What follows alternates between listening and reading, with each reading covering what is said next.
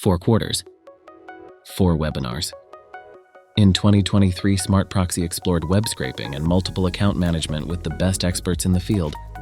Now let's enjoy the best moments and recall the valuable insights from gathering Amazon data. Best tools and practices. Interesting. So what type of challenges do our users face while scraping Amazon? And also what type of challenges are we facing on our end?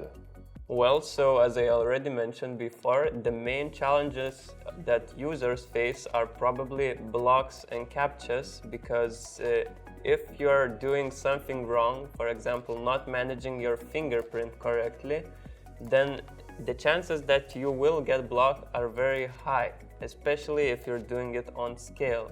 And the second challenge, which is also the challenge for the customers that are building their own infrastructure, is to monitor for page changes. So Amazon is a big company, they have a lot of employees working there, and their page is constantly changing. They're constantly innovating how they display products, which product is placed under which category, and etc. For us, it's a pain because we also have to monitor for these changes and then change them in our code, so that users that are gathering e-commerce data wouldn't get some kind of errors in their process.